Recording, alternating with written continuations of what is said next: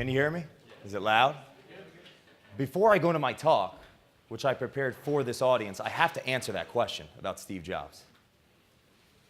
You may see a massive amount of success right now from a company like Walmart or Apple. The question is it due to a current causality or the effect of something that happened a long time ago? I'll give you an example. 242 years ago, men got together and voted unanimously for one guy to run this country.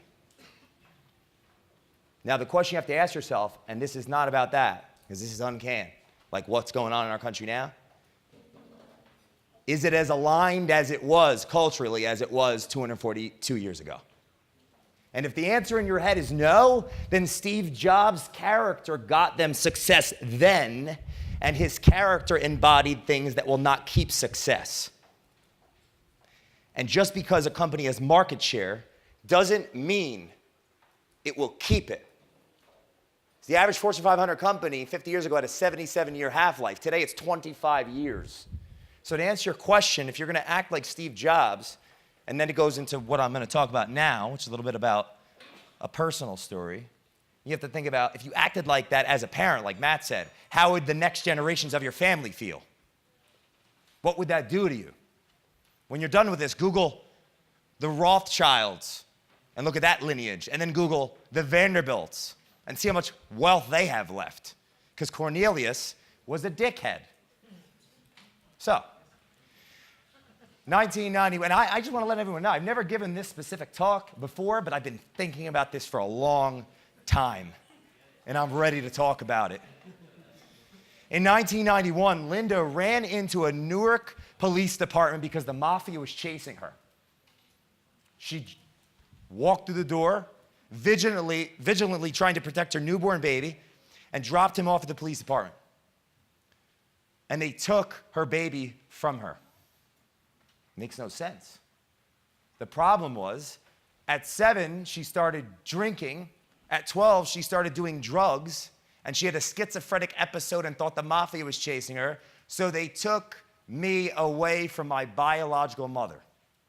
Why that was the best thing that had ever happened for me was exactly what we're going to talk about today. Because I spent the rest of my life seeking mentors through the individuals I sought, through the books that I read, and because I never felt loving significance from Linda, which I didn't know until years later studying this, I was always a teacher. And what we're going to talk today about is something that has been really on my mind. Now, who here owns a business? Who here, okay, good, keep your hand up. Who here works for a company or has worked for a company? Raise your hand also. This conversation we're going to have is a conversation everyone on the planet needs to have. And it's called, I never used a PowerPoint, by the way, so thanks, Jeremy. That's why that's there. I'm supposed to point it this way. Press the button to the right. Well, that wasn't so dramatic. There's no such thing as a millennial. And Matt, I swear, I don't know him that well. We're spirit animals. Today, you're going to learn a few things. If you're an employer and you want to decrease turnover, increase productivity, increase profitability, listen, take notes. If you are an employee, if you are a human, and you want to have less anxiety, more confidence, I'm living proof of that through my competence. Listen up. The reason I use the term there's no such thing as a millennial is because there is a big problem. Because we think that matters. Generation, this doesn't matter. I'm going to show you exactly today what you can do to be a more competent and confident human and a better leader, so then people at a freaking conference in Beverly Hills aren't talking about your billion-dollar company, if you were an asshole or not, if it was the right thing or not, Steve Jobs. We're born. Read this very carefully. We're born, and from 0 to 4, we're geniuses. We are biologically designed to learn. We are biologically designed to construct how we view the world, to model our parents. Then we grow up. And now from 4 to 7, we're gonna start playing. We are social creatures. That's why we have businesses with other humans. That's why you don't condescend your employees. We are social creatures. Then we get a little bit older and we start saying no. Clean your room, Johnny. No. And then now we're fighting. And we're being conditioned to act like this in our relationships, in our friendships, in our businesses, and so on. Because culture matters. And then we get a little bit older and we start fighting back. And we get a little bit older and we're looking for meaning. And now everyone in the world, and we're in our 20s and we've finished college, or maybe we're figuring that out, is saying, you're a millennial. You're bad. We're going to use this as an excuse not to be the parents that we never had growing up. And that's bullshit. Then, we're focused from 23, 26, we're building careers now. We're doing it for ourselves, but really for those around us. And the crazy part is, we get in our late 20s, and then there's the two forks. I'm really good at what I do. My boss is an ass. I'm going to start a company.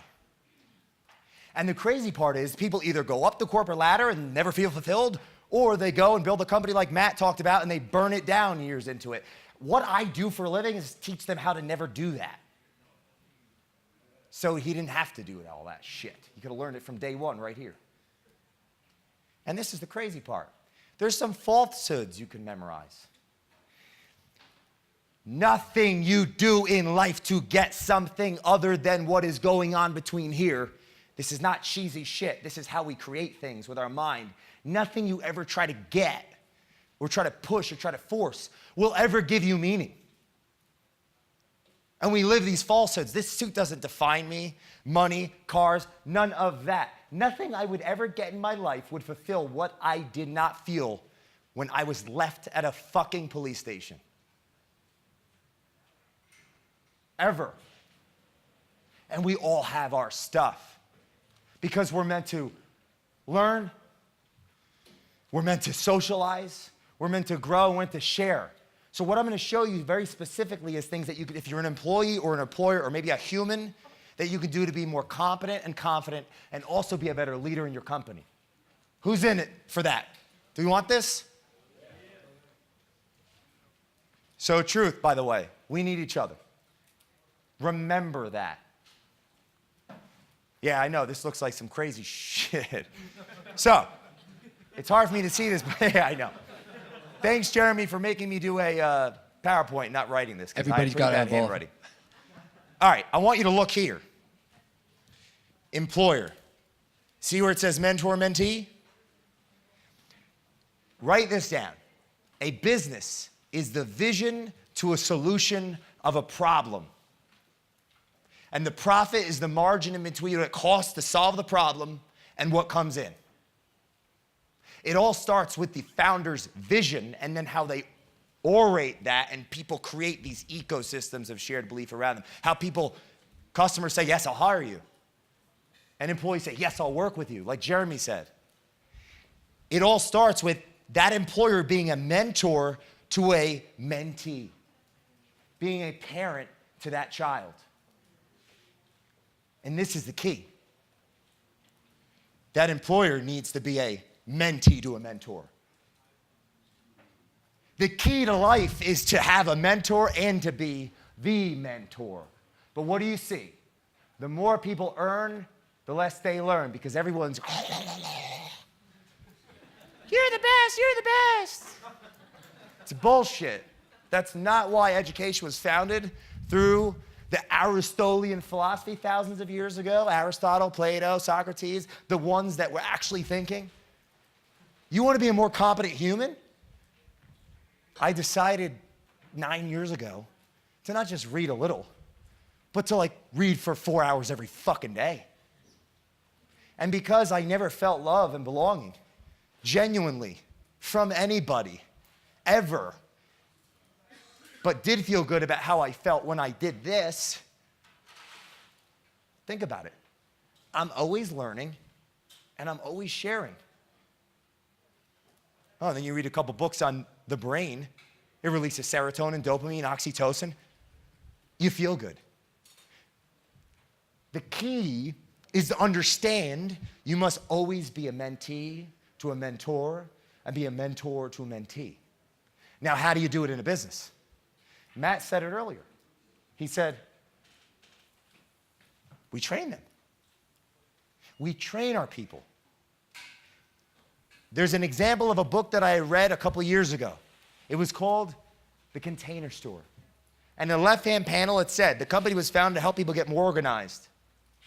And in that book, they had 1,000 less turnover than any other, like the average retailer. 9 out of 10 of their employees were previous customers, and they made 50% more on average than the average retailer employee. And the individual that wrote that book, the founder, said it was because they got clear on their values, like Matt was talking about, like Jeremy talked about, and they used those and they trained their employees on average 160 hours a year. There is no quick fix, oh, I'm gonna just take this, and then all of a sudden it's gonna work, I'm a leader now.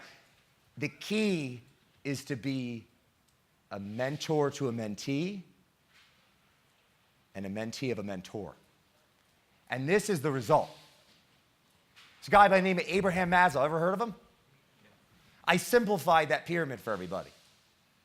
There's basic needs like shelter and food. Great. Like Steve Jobs said, oh, you give someone 70K, that's enough to sustain themselves. After that, you're not going to be any happier. There's truth to that neurologically, psychologically, in all facets. So the question is, well, how do you get your people to care then? If at the end of the day, there's so much empirical study to show that money is not going to bring us. They need to feel listened to, and they need to be trained, period, to feel a part of something and to be something. Those kids that don't make those phone calls, I'll tell you exactly what's going on. It's very simple. I've talked to you, I've learned you, I've listened to you. Tristan, when you codify, like I have this to teach it, meaning you reverse engineer it, you break down how you are, you write down your values for what you stand for, you transcribe what they mean to you, like your number one core value and what it means to you, and when you use that to teach them how the hell you're doing the calls, and you stop bitching like, I don't have the right children, they're all losers. You're the dad, bro. That's what Matt was trying to say to you. You have to do what he's doing. You have to deconstruct who you are into very specific values like Jeremy talked about. And you actually have to train your people, bro. That's it. And you can do it if you do that. If anyone here does that. I think it's funny because, it's a personal development industry. And we'll hire a coach or we'll invest like this and we'll grow and then we'll say, I can't find the right people at work. You're not gonna find the right people. You're gonna attract who you are and you're gonna develop them. That's why there's no such thing as a millennial or a Z or a this or a that, because that is just making excuses for what we have to do today in business, which is teach people things. They're not gonna make the phone call if they're not confident. And based on empirical data from the real gurus called the professors who just hide in school, which I studied obviously, 77 disciplines over the last 9 years to figure this out. I didn't make this up. You create an ecosystem where they are part of these meetings, for example, these team meetings, the ones that no one wants to have, and you train them on how you are good at what you do. Because think about it. If a business is your vision to a solution of a problem, once you have customers paying you, you need employees. So your new customer is not your customer, it's your employee. But you can't respect them and they won't feel listened to and they won't get good at things and respect you to be open to listen to you if you don't create that. If you don't create that relationship where they feel listened to. If you don't actually ask them questions, get to know them, and then have those meetings where they learn things. Does that make sense? Life is personal development. Our planet has it wrong, and there's no conspiracy. It's very simple. Just look at history. The industrial age, that was a good time to drop that. The industrial age ended. The age of individualism that didn't exist, where we were cogs in a wheel, has ended a while ago. We're just figuring that out now. I said to Tim earlier, your business of social media is the effect of that causality, meaning The world is deconstructing itself and rebuilding itself. That's why social media is valid and marketing, because those ad dollars used to be over here, and now they're over here. It's the consumerism reality of life. If we don't get clear on being a mentor and being a mentee, both with our personal life and in our company, our people will never care about working for and with us. And humans need that. You will be a better parent, a better spouse, a better friend, a better human. This is a human conversation. I've been thinking about this for a long time. God, it's a human conversation. I'll tell you this, I did not love myself until I figured out myself. And you can't quantify someone's power when they know themselves. The world is moved by men, king, Gandhi, one man, one woman.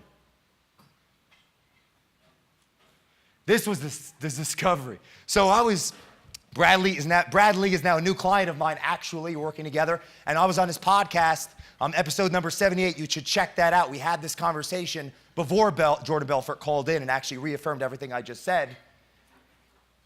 And we were talking about this. He asked me a question you're going to hear on the podcast. Jay, how old are you? Well, actually, that does sound like Bradley. Everyone knows Bradley. Yeah, he's so smooth, man. He's like butter. I can't wait for him to see this. How old are you? And I used a very simple example. I answered him, I'm 26. My age has about as much, can I have that, please? No, the chair. Pick up the chairs now, huh? Yes. This and my age have about as much in common. Better put it back. I will. Whether you know psychology or not, correlation versus causation. Causation is like, it's definitely because of that. Correlation is like, it seems like it is. My wisdom, your genius that was robbed from you when you grew up and everyone said no to you and said that you'll never be and treated you like X, so you wanted to be Y, your genius is understanding that it's in you, and your age, millennial, Z, generation this, has nothing to do with your ability to think.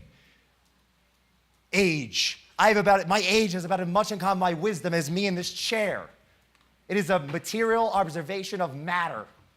Nothing. There's no such thing as a millennial. And we're ridiculous for thinking that. Now, where did I come up with that? I'm going to share with you a little story. How much time I got? Like 6-7 minutes. It's perfect. This individual that inspired me was a foster child also in St. Croix. Grew himself up with a pile of books after the individuals that adopted this person passed away, and he got passed off here and passed off there. He got in the books. He sought mentors. Now, mentors can be alive or dead. He sought mentors in the books. And he was very astute and studious, and he found that inner power within, that in this island, the people got together and actually paid for him to go to America. And this individual, when he was 20 years old, became George Washington's right hand. Who knows who this individual was? Say it. Alexander Hamilton wrote 60% of the Federalist Papers that is still cited today. He created our economic system so you can all be here free like this. He consolidated our debt. He saved our country. And between the age of 20 and 31. Well, the millennials. I want to throw up in my mouth. 323 BC. 303 BC, 2 BC. Yeah, I read a lot of fucking books. Alexander the Great's father, King Philip II, knew that he was conquering Macedon and attempting to conquer Greece, and he wouldn't be there for his son. So he got him a mentor. Anyone know who that mentor was? We all need to read more books. Close. He said Plato. Aristotle started coaching, mentoring Alexander the Great at 12, from 12 to 19. Now, Aristotle's mentor was Plato. Plato's was Socrates. Alexander the Great, this is a fact, look it up, and his buddy Ptolemy the First, which I'll talk about, they traveled from after King Philip II died. So Alexander the Great's father died. His mentor was Aristotle. They conquered Macedon, Greece. They chased Darius II, who was the king, the emperor of Persia, Ottoman Empire, across the world. Killed him. Conquered northern India. Never lost a battle, Alexander the Great. From 19 to 31, with a caravan of books following around. He mentored his men. He led from the front, like we would do in our family, like we would do in our friends, choosing the movie tickets. We're the leader. And he built an empire, and he was a millennial. Perfect. Ptolemy the First wrote down his values when Alexander the Great died. He went to Egypt, and he built a commercial fleet financing company in Egypt. He wrote down his values. He got clear on leadership. He literally, if he had a phone, he would have picked it up, because Ptolemy the First, who was best friends with Alexander the Great, he got all the books from Rome, and he brought them to Egypt, and he had them transcribed, and he created the Alexandrian libraries. It was, what do they say? You become who you're around the most? Alexander the Great died. Ptolemy the First was his buddy. He ran Egypt. There were 14 generations of him. Cleopatra was the 14th generation. Cleopatra, between 20 and 35, owned the world. You can be a world beater. There's no such thing as a millennial. So when you own a business, don't say you're going to find the right people. Hire character and develop them. Period. When you own your life, like you want to be more competent, you want to be more confident, you got to get a mentor and have a mentee. Don't be so damn selfish. And you will accomplish that. Some of the takeaways. Labels limit. Labels limit. Write these down. Train yourself. Seek wisdom. Genius begins with the recognition of pattern. And I like to say, it's our decision through the imagination that creates anything. You've got to think to do that.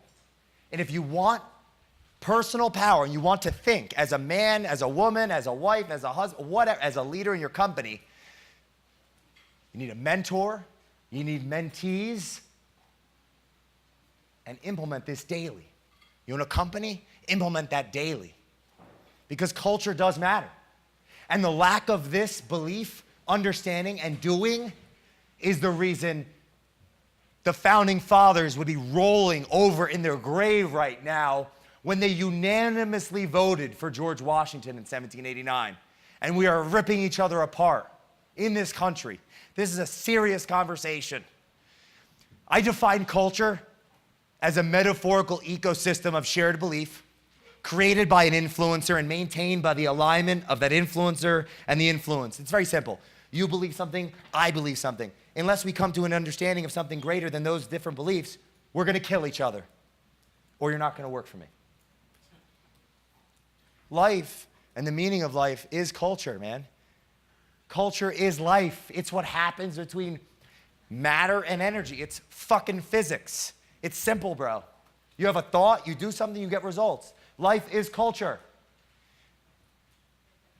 If you're interested in working with myself, I work with companies that only have 50 employees and up. However, Culture Matters courses, thank you, Bradley, Lightspeed VT, launched yesterday, actually, it's a coincidence. Check it out. At the same time, Doran, YouTube, has 140 hours of conversations like this on it. That was done in the last year. There'll be 1,000 videos up tomorrow, like at 1,000. It's 948. Any questions? Ladies and gentlemen, get over Mr. Doran.